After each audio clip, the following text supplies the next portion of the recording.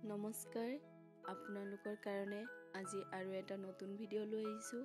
সপোনত সাপ দেখিলে কি হয়, ইয়াৰ অৰ্থ কি, শুভ নে অশুভ, আমি জানো আহক। সাপক আমি বহুতেই ভয় কৰোঁ, হয়নে? সপোনত যদি সাপ দেখে তেন্তে শত্ৰু বহাৰ ইংগিত দিয়ে। আৰু আপুনি যদি কেইদিনমান ধৰি সপোনত সাপ দেখে তেন্তে শত্ৰুৱে আপোনাক ক্ষতি কৰিবলৈ চেষ্টা কৰি আছে। আৰু যদি সাপৰ আকাৰটো ডাঙৰ দেখে তেন্তে আপোনাৰ শত্ৰু ইমানেই শক্তিশালী আৰু বলৱান হ'ব। আপুনি যদি সপোনত দেখে সাপে আপোনাক দৌৰাইছে বা ফ'ল' কৰিছে তেন্তে শত্ৰুৱে আপোনাক আক্ৰমণ কৰিবলৈ পৰিকল্পনা চলাই আছে। আৰু যদি দেখে সাপে আপোনাক কামুৰিছে তেন্তে আপোনাক শত্ৰুৱে আক্ৰমণ কৰিব পাৰে। আপুনি যদি সপোনত ওপৰৰ পৰা সাপ মূৰত বা গাত পৰা দেখে তেন্তে আপোনাৰ ডাঙৰ বেমাৰ হ'ব পাৰে।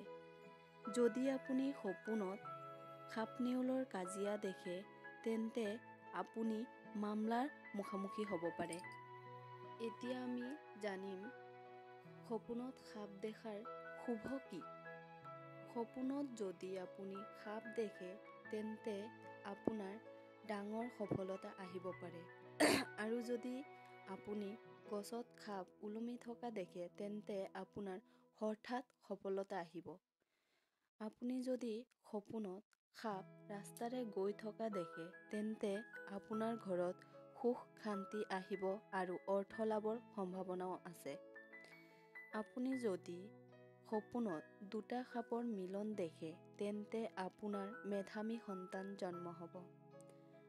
যদি আপুনি সাপক আপোনাৰ ওচৰত দেখে বা ওপৰৰ পৰা পৰি আপোনাৰ ডিঙিত পাক খাই আছে তেন্তে আপুনি সাৱধান হওক।